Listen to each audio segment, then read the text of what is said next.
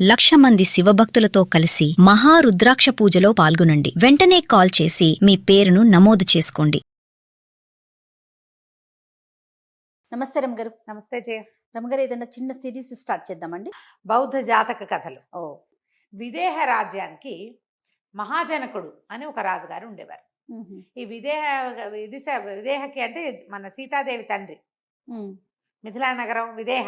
అక్కడ అందుకే కదా అమ్మవారిని సీతాదేవిని వైదేహి అంటారు. అవును, విదేహ నగరానికి చెందిన రాకుమార్తె కాబట్టి. అయితే ఈ విదేహ నగరానికి చేసిన రాజులందరికీ జనకుడు వాళ్ళ తాలూకు బిరుదం అన్నమాట. అలాగే ఉండేవి. అందరూ జనకుడే. మహాజనకుడు రాజుగా ఉండేవాడు. ఆయనకి 2 కుమారులు. అరిష్ట జనకుడు, పోల జనకుడు. వెనకాల జనకుడు అనేది ఉంటుందా రమగారు? వాళ్ళ ఇంటి పేరులాగా అనమాట. బాగుంది. అరిష్ట జనకుడు, ప్రోల జనకుడు. అయితే ఏమైందట, ఈ మహాజనకుడు మరణానంతరము అరిష్ట జనకుడు రాజయ్యాడు. ఆయనకు పట్టప్రాణి కూడా ఉండేది. అయితే ఈ ప్రోల జనకుడు ఏంటంటే తన అన్నయ్యని దింపేసి తను గద్దెనెక్కాలని అతని కోరికగా ఉండేది. కొంతమంది స్నేహితుల్ని కూడగట్టుకుని రహస్యంగా సమాలోచనలు చేసేవాడు. ఏ సమయంలో అరిష్ట జనకుడిని దింపేద్దాము అని మాట్లాడుకుంటూ ఉండేవారు. అయితే ఆ రోజుల్లో గూఢచర్యం చాలా గట్టిగా ఉండేది. వీళ్ళకి గూఢచారులు ఉండేవాళ్ళు. వార్తలు వచ్చేవి. కానీ అరిష్ట జనకుడికి ఒక ప్రీతి తమ్ముడంటే, అండ్ అంత నమ్మకం లేదు. ఓకే, వాడేం చేయలేదు, చిన్నపిల్లాడు, ఏదో సరదా పడతాడు. వాడేం చేస్తాడు, అలా నమ్ముతాడు. చాలా మంది అన్నదమ్ములు ఇప్పుడు కూడా మనం అలాంటి వాళ్ళని చూస్తాం చేయాలి. అవునండి. వాళ్ళ తమ్ముడు మెతకవాడని, అమాయకుడని, వాడికి ఏం తెలియదని, చిన్నపిల్లాడని భావిస్తారు. వాడు ఏమైనా చేసినా సరే తెలియక చేశాడు అనుకుంటారు. భలే సర్దుకుంటారండి. భలే సర్దుకుంటారు. నేనే డజన్ల కొద్ది అన్నదమ్ములు చూశాను చేయాలి. ఎంత సర్దుకుంటారో ఆ తమ్ముళ్ళని. వాడు ఏం చేసినా సరే తమ్ముడిని వదిలిపెట్టరు. ఆ తమ్ముడు అంత ప్రీతిగా ఉండే అన్నయ్యని ఏదైనా చేసేస్తారు. అక్క చెల్లెల్లో ఉండదా రమగారు ఇది? అక్క చెల్లెళ్ళలో కూడా ఉంటుంది. చెల్లెళ్ళు సంవత్సరంన్నర చిన్న చెల్లెళ్ళని కూడా చిట్టి పిల్లలుగా ట్రీట్ చేస్తారు. చిన్న పిల్ల, దానికి ఏం తెలియదు అనుకుంటారు. ఏమర్థం గ్యాప్ ఉన్నా సరే. అవును, వీళ్ళు ఎంత పెద్ద ఎక్కడున్నా సరే ఆ పిల్ల చిన్నపిల్ల, దానికి ఏమి తెలియదు. చిన్నది అమాయకురాలు. కానీ చిన్నది అమాయకురాలు అసలు కాదు. అయినా సరే వీళ్ళు అలాగే అనుకుంటారు. 10 ఏళ్ల గ్యాప్ ఉన్న చెల్లెళ్ళతోటి పోటీ పడతారు జయ చాలా మంది. కానీ ఈ సంవత్సరం గ్యాప్ ఉన్న చెల్లెళ్ళతోటి పోటీ పడకుండా దాని చిన్నపిల్లని దాని బేబీగా చాలా ముద్దుగా చూసుకుంటారు. నేను ఆ ఎక్స్పీరియన్స్ లో ఉన్నాను. నాకు అలాంటి ఎక్స్పీరియన్స్ లేవు ధరమ్మ. నేను మా ఇంట్లో చిన్నదాన్ని కదా, ఎంత ముద్దుగా చూసుకుంటారంటే మక్కలిద్దరు. వాళ్ళ పిల్లలు ఎలాగో నేను కూడా అలాగే. ఇప్పటికీ కూడా చిన్నది, దానికి ఏం తెలియదు, అదే వర్షంలో ఉంటారు. అదే అంటే అవి నాకు ఉంటాయి, ఆ గారాభం అనమాట. అవి నాకు కూడా ఉంటాయి. మిగిలిన వాళ్ళందరికీ లేని పెట్టుబడులు నా ఒకదానికే అంతే. సాగుబాటు పెట్టుబడులు అన్నీ ఉంటాయి.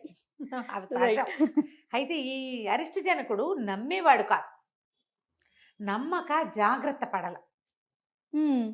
జనాలు చెప్పింది దాని మీద దృష్టి పెట్టి తమ్ముడిని అరికట్టినా, అదుపులో పెట్టినా, లేదా కొంచెం జాగ్రత్త పడినా బాగుండేది. ఆయన అరికట్టలేదు, అదుపులో పెట్టలేదు, జాగ్రత్తను పడక ఒకనాటి రాత్రి అరిష్ట జనకుడు సంహరింపబడ్డాడు. అయ్యో.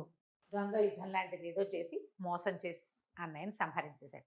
ప్రోల జనకుడు రాజయ్యాడు. అయితే ఈ అరిష్ట జనకుడు మరణించే నాటికి ఆయన భార్య పట్టపురాణి గర్భవతి.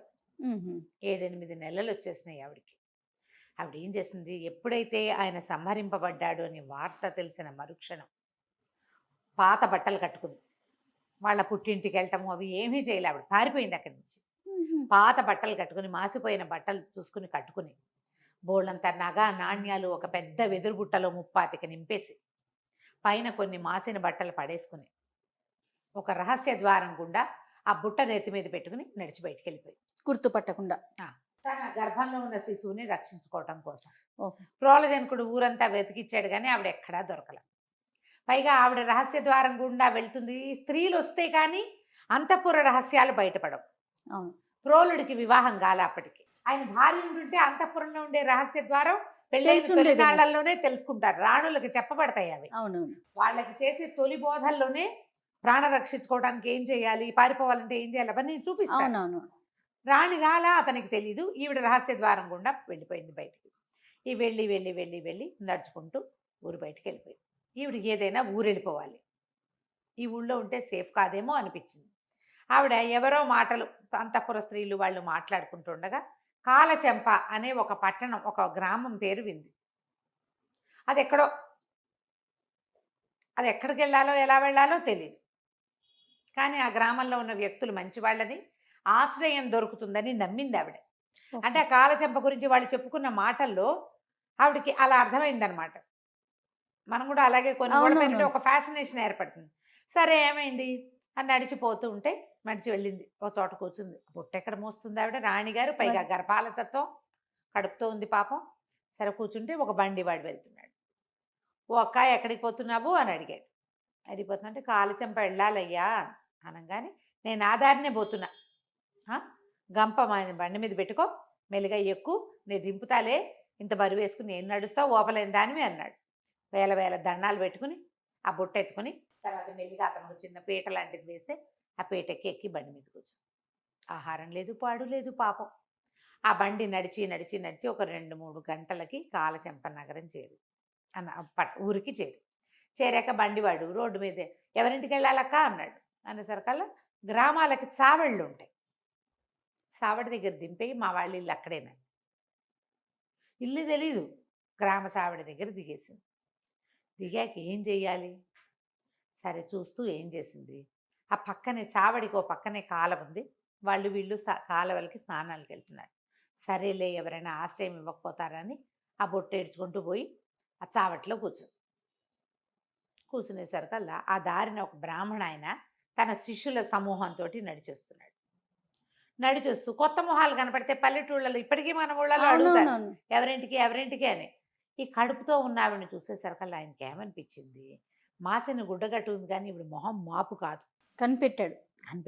కనిపెట్టి శిష్యులు నాపి ఆ లోపలికి వెళ్ళాడు. సావిట్లో ఒక అడిగేసి, అమ్మ ఎవరు మీరన్నాడు. ఈవిడ బ్రాహ్మణ్ణి చూసేసరికి దండం పెట్టి, అయ్యా నేను పట్టపురాణిని, అరిష్టి జనకుడిని సంహరించారు, ఇంకో దారి లేక నేను ఇలా పారిపోయి వచ్చేసాను అనేసరికల్లా, నాకు ఆశ్రయం దొరుకుతుందా ఈ ఊళ్ళో, దానికే ఉందమ్మా, నువ్వు ఒక పని చేయి, నోరు నేడుస్తున్న కాళ్ళ మీద పడు, నేను మా ఇంటికి తీసుకెళ్ళిపోతా అని చెప్పాడు. చెప్పంగానే ఆవిడ ఏడుస్తూ వచ్చి కాళ్ళు పట్టుకుంది. జనాలంతా చూశారు, శిష్యులు పరిగెత్తుకొచ్చారు, ఆవిడ ఎవరో ఏడుస్తుంది గురుగారు కాళ్ళు పట్టుకుంటుందని. ఆ గురుగారు ఆవిడని లేవదీసేసరికి వాళ్ళ శిష్యులంతా అడిగారు, ఏంటండి ఎందుకండి ఆవిడ ఏడుస్తుందంటే, ఇది నా కడగొట్టు చెల్లెలు, నేను మా ఊరు వదిలిపెట్టాక పుట్టిందిట, మా అమ్మ గడుపుతూ ఉంది నేనున్నప్పుడు, నేను వచ్చేసాక పుట్టింది, పాపం భర్త ఎక్కడికో వెళ్ళిపోయాట, నన్ను వెతుక్కుంటూ ఈ ఊరు వచ్చింది, నా పేరే నన్ను అడుగుతోంది, నా దురదృష్టం నా అదృష్టమో అని, పదండ్రా ఈ బొట్ట ఎత్తుకోండి, అమ్మాయిని ఇంటికి తీసుకెళ్దామన్నాడు. బ్రాహ్మణుడి చెల్లెలు, పోనీలే, బాగుంది కదా, మంచి ఆలోచన. ఎవరో ఆశ్రయం ఇచ్చాడు కాదు చెల్లెలు, భర్త లేడు, ఆవిడ దగ్గర సువాసన చిహ్నాలు ఏం లేవు, విధవరాలని చెప్పుకునేవాళ్ళు ఊళ్ళో అంతా, ఆవిడకి పేరు లేదు, బ్రాహ్మణ ఆయన చెల్లెలు అంతే. ఆవిడ ఇక్కడికి వచ్చాక ఆయన శుభ్రంగా ఆవిడ స్నానం అది చేయించి, అమ్మ స్థిమితంగా ఉండు, ఇంతమంది శిష్యులు తింటున్నారు, నువ్వు ఒకదానివి బరువు కాదు, నీ బిడ్డ బరువు కాదు నాకు అంటే, ఆవిడ తన బుట్ట చక్కగా ఓ పక్కన జాగ్రత్తగా పెట్టుకుంది. వాళ్ళు ఎవ్వరూ ఆవిడ బుట్ట జోలికి రాలా. ఆ బుట్ట కిందంతా బంగారం ఉంది, వస్తువులు ఉన్నాయి కదా, ఆవిడ బ్రాహ్మడి చేతిలో పెట్టలేదు. తెలివిగలది ఆయన వద్దన్నాడు, ఆయన ఈవిడ నుంచి ఏం ఆశించాలి, ఆశ్రయం ఇచ్చాడు అంతే. అక్కడి నుంచి ఆవిడ ఆ ఇంట్లో ఆ పని చేసేది, ఏదో సహాయం చేసేది వాళ్ళ ఇంట్లో. యువతలుండి అంటే విధవరాలు అన్ని పనులు చేయకూడదు, అలాంటివి ఏవో ఉంటాయి కదా, యజ్ఞాలు చేసే కాలం కదా. సరే కొన్నాళ్ళకి ఈవిడికి చక్కటి మగపిల్లవాడు పుట్టాడు. ఈవిడ తన మామగారి పేరైన మహాజనకుడు పేరు పెట్టుకుంది పిల్లవాడికి. మహాజనకుడు అని పిలిచేవాళ్ళు, నడిచేది. అయితే మహాజనకుడు మమిత చురుకు, చాలా జనముద్దైన పిల్లాడు.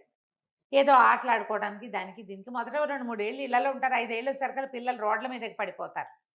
ఒక 8-10 ఏళ్ళు వచ్చేసరికల్లా గట్టిగా ఎదిగాడు పిల్లాడు, చాలా బలమైన వాడు. ఏదైనా ఆటల్లో పాటల్లో ఎవరినైనా కొట్టేవాడు, కొట్టంగానే తగాదాకు వచ్చేవాడు. అయితే ఆ పిల్లలు ఏం చెప్పారంటే, ఆ విధవరాలు లేదు, ఆవిడ కొడుకు కొట్టాడు మమ్మల్ని అనేవారు. అలాగే చెప్పుకుంటారు కదా ఊళ్ళల్లో. ఈ విధవరాలు కొడుకు అని 5-6 సార్లు విన్నాక 9-10 ఏళ్ళు వచ్చేసరికి పిల్లాడికి ఏమనిపించింది, విధవరాలు కొడుకుని సరే, ఈ విధవకి ధవుడు ఎవరు, మా నాన్న ఎవరు అని ప్రశ్న వచ్చింది. వాడికి 11-12 సంవత్సరాలకి తల్లిని అడగగలిగాడు. తండ్రి గురించి. అడిగాడు. 12 ఏడు వచ్చేసరికి, అమ్మా నీ భర్త ఎవరు, నా తండ్రి ఎవరో చెప్పు, నువ్వు ఎక్కడి నుంచి ఈ ఊరు వచ్చావు. ఆవిడ బాగా ఆలోచించి మెల్లిగా అది కొడుకుని చెట్టు కింద కూర్చోబెట్టుకుని, నాయన నువ్వు అరిష్టి జనకుడు కుమారుడివి, నువ్వు ఆయన రాజు, నీ బాబాయ్ ఇతను నీ తండ్రిని సంహరించి రాజు అయిపోయాడని చెప్పేసరికి వాడికి పిచ్చి కోపం వచ్చేసింది. నేను కదా రాజ్యం చేయాలి అక్కడ, అరిష్టి జనకుడు మరణిస్తే ఆయన కొడుకు రాజు అవుతాడు, తమ్ముడు ఇట్లా రాజు అవుతాడు, అది నాది రాజ్యం అయినా వీరభోజ్యం. ప్రోలజనకుడు అరిష్టి జనకుడిని చంపేశాడు, రాజు అయ్యాడు. ఇప్పుడు నేను ప్రోలుని చంపుతా, నేనే రాజు అవుతా కదా. అప్పుడు ఎవడు చంపితే వాడే రాజుని, ఎవడు చంపితే వాడే రాజు. అక్కడి నుంచి ఏమన్నాడమ్మా, నేను విదేహం జయించదలుచుకున్నాను, నీ దగ్గర ఏమన్నా సొమ్ము ఉందా అన్నాడు. ఆవిడ తన పాత తాటాక బుట్ట బయటికి తీసింది, ఆ వెదురు బుట్ట. పై బట్టలు తీస్తే అడుగునంతా బంగారమే. ఆ వస్తువులన్నీ తీసుకున్నాడు అతను. బ్రాహ్మడికి వీడుకోలు చెప్పాడు. సొమ్ము చేసుకుని కొంతమంది సైనికులను ఏర్పరచుకుని నేను ప్రోలుడి మీదకి వెళ్తానన్నాడు. ముందు విదేహాన్ని గురించి అంతా తెలుసుకోవడం కోసం ఇక్కడి నుంచి ఈ ఊరు నుంచి బయలుదేరి అలా వెళ్ళాడు. వెళ్ళి విదేహ నగరానికి చేరాడు. సరిగ్గా ఆ మహాజనకుడు ఏ రోజైతే విదేహ నగరానికి చేరాడో అదే రోజున ప్రోలుడికి పెరాలసిస్ వచ్చిందట, పక్షపాతం వచ్చి పడిపోయాడు. ఆయనకి సంతానం కలగల. ఆశకి అన్నయ్య ఆస్తిని ఆక్యుపై చేశాడు, తను రాజు అవ్వాలన్న కోరికతో. వివాహాలైనా పిల్లలు లేరు. ఈయన ఎప్పుడైతే మంచానబడి మరణాసన్నుడుగా ఉన్నాడో, సరే ఏమనుకున్నారు, ఇప్పుడు మనకు రాజు కావాలి, ఎవడో ఒకరిని తీసుకోవు, దీనికి ఒక పద్ధతి ఉందని ఏం చేశారట, రాజుగారి యొక్క రథం ఉంటుంది కదా, మన పంచకళ్యాణి గుర్రాన్ని ఆ రథానికి కట్టి దానికి ఛత్రచామరాదులు, రాజుగారి పాదుకలు, కత్తి, గర్వాలము అన్నీ అందులో పెట్టి రథాన్ని వదిలిపెట్టారు. ఆ రథం ఊరంతా తిరిగి ఆ పంచకళ్యాణి ఎక్కడైతే ఈ మహాజనకుడు ఒక తోటలో పడుకున్నాడో అక్కడికి వెళ్ళాలి. నుంచోగానే ఆ రథంతో పాటు మంత్రి సామంతులంతా తిరుగుతున్నారు. ఆ మంత్రి మహామంత్రి దగ్గరకు వచ్చి ఈ అబ్బాయిని పరీక్షించి మహాజనకుడిని, అప్పటికి ఇతను ఈ విదేహ నగరానికి వెళ్ళటానికి ఇతను కొంచెం శక్తియుక్తులు సమకూర్చుకోవడానికి ఒక 15 ఏళ్ళు అలా వచ్చినాయి. 3 ఏళ్ళు నడిచింది కథ. ఈ దగ్గరకు వచ్చి చూసి రాజలక్షణాలు ఉన్నాయి పిల్లవాళ్ళు, చక్రాలు ఉన్నాయి కాళ్ళల్లో, శంఖ ఉండాలి, అవి ఏవో లెక్కలు ఉన్నాయి.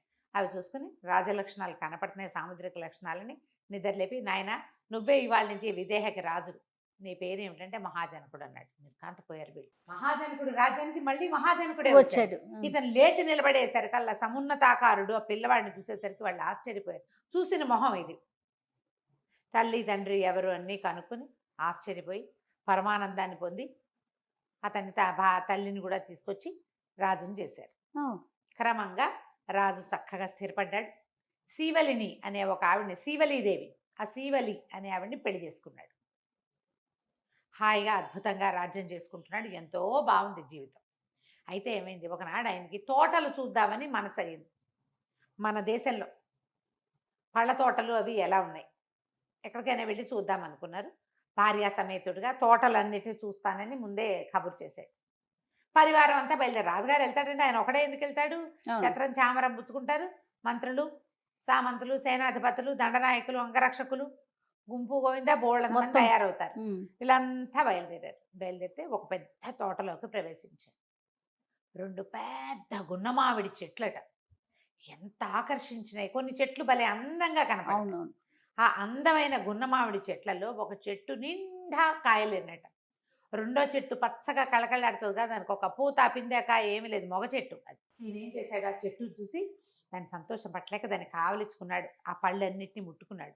అక్కడి నుంచి ఒక పండు కోసి ఆ చాకుతో, ఆయన దగ్గర పిడిబాకు ఉంటుంది, చాకుతోటి ముక్క కోసి తిని ఎంత బాగుంది అని పరమానందంతో పదే ఆ చెట్లను చూస్తూ ముందుకెళ్ళిపోయాడు.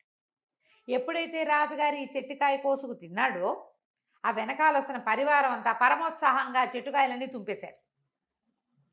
ఆ ఉత్సాహాల్లో పైకెక్కి దిగేటప్పుడు కొమ్మలన్నీ విరిచేశారు. ఈయన తోటలన్నీ చూసుకుని తిరిగి వచ్చేసరికల్లా బోసిగా అందవిహీనంగా తయారైన చెట్టును చూసేసరికి నిర్ఘాంతపోయాడు. అన్ని పళ్ళతోటి అంత అద్భుతంగా ఉంది, ఇలా అయింది ఏంటిది. పక్కనున్న గున్నమావిడి చెట్టును చూస్తే అది అలాగే ఉంది, దాన్ని ఎవరు ముట్టుకోలేదు. ఆయనకి ఏమనిపించింది, సమృద్ధి ఉంటే కదా ఇలా ఉంటుంది, ఇది వద్దు, నాకు ఏ సమృద్ధి వద్దు, సన్యసించాలి నేను అనుకున్నాడు. అయ్యో, సన్యాసం తీసుకో, బోధిసత్వుడు. అదే ఇక సన్యాసం తీసేసుకుందాము అని నిశ్చయం చేసుకున్నాడు. ఆ వెళ్ళిన తర్వాత ఇంకా వెనక్కి వెళ్ళిపోయాక ఆయన ఎవరితోటి మాట్లాడేవాడు కాదు. మేడ మీద ఒక్కడే కూర్చుని ఉండేవాడు. 4 నెలలు గడిపాడు అట్లా. నిశ్శబ్దంగా అయిపోయాడు. రాణులకి పెద్ద అర్థం కాల ఆయన ఏ దిగుల్లో ఉన్నాడు అని. ఒకరోజు ఒక సేవకుని పిలిచి మంగళని తీసుకురా అని చెప్పి క్షవరం చేయించేసుకున్నాడు గుండు. రెండో సేవకుని పిలిచి ఒక కాషాయ వస్త్రము, ఒక మట్టి పాత్ర, ఒక దండము పట్టుకురా అని చెప్పాడు.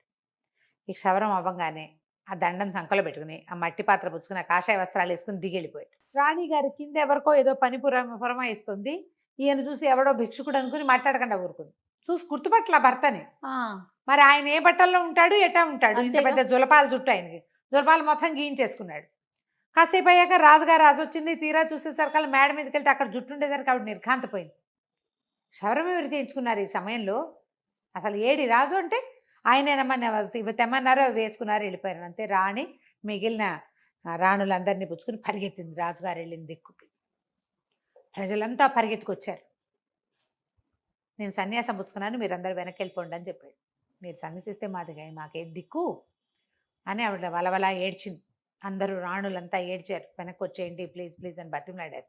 ఆయన ఒప్పుకోలే. నేను సన్యసించేసా, ఇంకా వెనక్కి వచ్చేది లేదు, వెనక్కి రాను.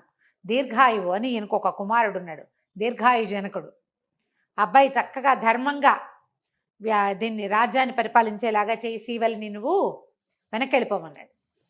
వినలేదు ఆవిడ. ఏడుస్తూ ఆయన వెనకాల పడి వెళ్ళింది. ఆవిడ రాణిగారు, రాణులు, ఇంకా అంతఃపురంలో ఉన్న వాళ్ళంతా పిల్లలతో సహా వెనకాల పడితే ప్రజలంతా ఆయన వెనకాల వచ్చారు. ఇప్పుడు ఏం చేసింది, సైనికులను పిలిచి ఒరే ఊరంతా అక్కడక్కడ మంటలు పెట్టించండిరా అని చెప్తే అక్కడక్కడ ముళ్ళ కంపలన్నీ వేసి అంటించారు. నగరం ఇప్పుడు ఓ చోట కాలుతూ ఉంటే దాని పొగ ఎట్లా వస్తుంది, వాసన. అక్కడి నుంచి ప్రభువు చూసారా మీ నగరం అంతా తగలబడిపోతోంది, ఏదైనా చెయ్యండి అని కేకలు పెట్టింది. ఆయన వెనక్కి తిరిగి చూడాల. నా నగరం ఏమిటి, దాన్ని ఎప్పుడూ వదిలేశాను, నేను సన్యసించాను. ఈ నగరం నాది కాదు, ఈ ప్రజలు నా వాళ్ళు కాదు, ఈ ఆస్తి ధ్వంసమైన అది నాది కాదు, నేను అన్నింటినీ వదిలిపెట్టేశాను, ఇంకా నాదేముంది. ఈవిడ ఏం చేస్తుంది ఇప్పుడు, సైనికులు ఒరే వాటన్నింటినీ చల్లబెట్టండి రా అని వాళ్ళ వెనకాల పరిగెత్తింది. ఆయన వెనకాల ఎంత బతిమలాడినా సరే ఆయన వెనక్కి రావట్లేదు. ఆయన ఏం చేశాడు, వీళ్ళంతా మొత్తం నగర ద్వారాలు దాటి వచ్చేస్తున్నారు. వెనక్కి తిరిగాడు.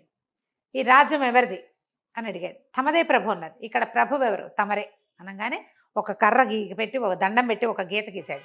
ఈ గీత దాటిన వాడిని శిక్షించాలి అనగానే ప్రజలంతా ఆగిపోయారు, రాణులు ఆగిపోయారు. ప్రభువాజ్ఞ ఎట్లా తప్పుతారు? ఆయన బాగా 4 బార్లు నడిచి వెళ్ళిపోయాడు. ఇవిడ ఇంకా ఆగలేకపోయింది ఉద్వేగంతో భర్త కోసం. గీత దాటి పరిగెత్తింది ఆయన వెనక. ఆవిడ ఎప్పుడైతే రాణిగారు గీత దాటేసిందో మిగిలిన వాళ్ళంతా దాటేసి పరిగెత్తారు. పరుగులు పెట్టి వెనకాల పడి వెళ్ళింది. ఎంత అడిగినా సరే ఆయన ససేమిరా రానన్నాడు. ఇక మిగిలిన వాళ్ళంతా విసిగిపోయి ప్రజలు చల్లగా సర్దుకున్నారు. ప్రజలు ఆగాక రాణులు కూడా ఆగిపోయారు. ఆ సీవల్ని మాత్రం భర్తని వదలలేక ఆయన వెనకాల పడి వలవలా ఏడుస్తూ దుఃఖపడుతూ, ఒక్కదాన్నే ఒంటరిగా వెళ్ళమన్నావా నన్ను, ఒంటరిగా నా జీవితం ఎట్లా గడుస్తుంది అంటే, చెప్పాను కదా నిన్ను దీర్ఘాయువుని బాగా రాజ్యం చేసేలాగా చెప్పని ధర్మం ఉపదేశించు, పిల్లవాడు తప్పులు చేయకుండా చూసుకో, వదిలేశాను, నువ్వు వెనక్కి వెళ్ళిపోమన్నాడు. ఆయన వెళ్ళే దిక్కు మార్చుకుని ఇంకో దిక్కుకు మళ్ళాడు. అయినా సరే నడుచుకుంటూ ఆయన వెనకాలే పడిపోయింది. సరే నీతో వచ్చేస్తా, పిల్లాన్ని మిగిలిన రాణులు చూసుకుంటారు, సైన్యం ఉంది, సైనికులు ఉన్నారు, మంత్రులు ఉన్నారు, సేనాధిపతులు ఉన్నారు, ప్రజలు ఉన్నారు ముందు, వాళ్ళంతా జనకరాజ్యం కావాలని కోరుకునేవాళ్ళు. పిల్లాన్ని వాళ్ళు చూసుకుంటారు, నీతో పాటు నన్ను కూడా రానివ్వు, నువ్వు ఎక్కడుంటే నేను అక్కడ ఉంటాను, నిన్ను వదిలిపెట్టలేను. కొంతమందికి అట్లా వ్యామోహం ఉంటుంది, పాపం ఉంటుంది కదా, ఉంటుంది. భర్త వ్యామోహం, భార్య వ్యామోహం అవి ఉంటాయి, వదిలిపెట్టలేదు. అన్నీ వదిలేసినా ఆ మనుషులను వదలలేని గుణం. నువ్వు సన్యాసం పుచ్చుకున్నా సరే నన్ను నీతో ఉండనివ్వవా అని వెనకాల వచ్చింది. వస్తే ఏమైంది, అక్కడ ఒక పిల్ల ఒక చేటతోటి చెరుగుతోందట. ఈయన ఆ పిల్లని చూసేసరికి ఆయనకు ఒక ఐడియా వచ్చింది. ఈ భార్యకి బుద్ధి చెప్పాలనుకున్నాడు. ఆ పిల్ల ఒక చేతికి ఒక్క గాజు వేసుకుని రెండో చేతికి 2 గాజులు ఉన్నాయి. చేట పెట్టి చెరుగుతుంటే టిక్కు టిక్కు అని ఒక గాజులు మోగుతున్నాయి. ఒక గాజు ఉంటే మోగుతుందా? మోగదు. 2 గాజులు మోగుతాయి కదా. అక్కడి నుంచి ఈయన అడిగాడు, ఏమమ్మా చెరుగుతున్నావు సరే, ఒక చెయ్యే మూత చేస్తుంది, రెండో చెయ్యి మూత చేయట్లేదు ఏమిటమ్మా అన్నాడు. అనేసరికల్లా ఇది ఒక్కటే ఉంది కాబట్టి మూత చేయదండి, రెండోది అనర్థం, అందుకే మూత చేస్తుంది అది అనగానే ఆయన వెనక్కి తిరిగాడు భార్యగా. చూసావా, రెండోది ఉంటే ఇట్లా అవుతుంది అనర్థం. ఆ పిల్ల చూడు ఎంత సూటిగా చెప్పిందో. రెండవది అనర్థం, నేను ఒక్కడనే ఉండాలి, నిన్ను తీసుకెళ్తే అనర్థం. ఆ పిల్ల చెప్పిన నీతి నేను దాటిన వాడిని అవుతా. ఒకటి ఉంటే గుట్టుగా ఉంటుంది, నోరు మూసుకుంది. అంటే ఆవిడ కాసేపు ఏడిచింది, మళ్ళీ వెనకాల పడింది. ఓయ్ మళ్ళీ వెనకాల పడి వెళ్ళింది. ఆయన ఇంకా ఇంకా ముందుకెళ్ళాడు. ఒక కమ్మర ఆయన బాణాలు చేస్తున్నాడు. బాణం చేస్తూ ఇప్పుడు ఆ బాణాన్ని సూటిగా వచ్చింది, సన్నగా పొడుగ్గా చేస్తా, సూటిగా వచ్చింది, కళ్ళు ఒక కన్ను మూసుకుని ఇట్లా చూస్తున్నాడు. ఈయనకు తట్టింది ఇంకొక ఐడియా. మళ్ళీ అన్నాడు, అడిగాడు ఒక అమ్మరాయన, ఎందుకు నువ్వు బాణాన్ని రెండు కళ్ళతో చూడకుండా ఒకదాంతో చూస్తావంటే, అయ్యా ఒక్క కంటితో చూసిన సూటి రెండో కంటితోటి రాదండి, రెండోది ఎప్పుడు అనర్థమే. ఒక కంటితో చూడండి, ఇలాగా మనం సూదులకు దారం ఎక్కించాలంటే కూడా కన్ను మూసుకుంటే బాగా వెళ్తుంది. ట్రై చేయండి. అవును, రెండు కళ్ళతోటి చూడం మనం. ఒకదాంతో చూసిన చూపు సూటైన చూపు. రెండోది అనర్థం అనగానే భార్య వైపు తిరిగాడు. చూసావా, చూపే అనర్థం. రెండో వాళ్ళు ఉండకూడదు, సన్యాసానికి రెండో వాళ్ళు పనికిరారు, నువ్వు వెనక్కి వెళ్ళిపోమన్నాడు. ఆవిడ ఏడుస్తూ వెనకాల పడి పడి పడి పడి ఇంకా విసిగిపోయి కాళ్ళు చేతులు అన్నీ దెబ్బలు కొట్టుకుని దుఃఖంతో, సరే సెలవా, నేను వెనక్కి వెళ్ళిపోతానని అడిగింది. ఆయనేమో పరివ్రాజకుడైపోయి వెళ్ళిపోయాడు, సన్యాసం పుచ్చుకుని వెళ్ళిపోయాడు బయటికి. ఆవిడ మెల్లిగా నడుచుకుంటూ వెనక్కి వచ్చింది. నిదానంగా నడుస్తుంటే ఆవిడకి ఒకటి ఒకటి ఒకటి భర్త చెప్పిన మాటలు తట్టడం మొదలుపెట్టినాయి. రెండోది ఎప్పుడు అనర్థమే, ఒకటే ఉండాలి. రెండో దానివల్లే చింత, రెండో దానివల్లే చీకు, రెండవది ఉంటేనే అవసరాలు ఎక్కువ. ఆలోచన బాగుంది కదా. అలాగని అందరూ సన్యాసం పుచ్చుకుంటారా? సన్యాసం పుచ్చుకున్న వాళ్ళ మనస్తత్వం వేరు, వాళ్ళు ఇలా ఆలోచిస్తారు. ఆవిడ వెనక్కి వచ్చింది. ప్రజలంతా పడిగాపులు పడుతూ కొంత సగం మంది అక్కడే నుంచునున్నారు ఆ కోటగోడల దగ్గర. పదండి ఆయన, మహారాజు మనకి ఇక్కడ లేడు, దీర్ఘాయువే మన రాజు అని చెప్పి వెళ్ళిపోయింది భవనంలోకి. పిల్లవాడిని రాజుని చేసింది, కానీ ఆవిడికి అంతఃపురంలోకి అడుగు పెట్టలేదట. ఒక చిన్న పాక లాంటిది వేయించుకుని రాజభవనానికి పక్కగా ఆవిడ ఒంటరిగా ఆవిడ అక్కడ ఉండేది, పిల్లాన్ని చూసుకునేది. తర్వాత దీర్ఘాయు జనకుడు రాజయ్యాడు. అతని తర్వాత కూడా కొన్ని తరాల పాటు జనకరాజ సంతతే ఆ విదేహాన్ని పరిపాలించింది. ఈయన మాత్రం మన మహాజనకుడి స్వరూపంలో ఉన్న బోధిసత్వుడు తన అంత్యం వరకు తపస్సు చేసుకుని కలిసిపోయాడు గాల్లో. కథ కంచికి మనం ఇంటికి. అద్భుతం. నమస్తే రమగారు. నమస్తే.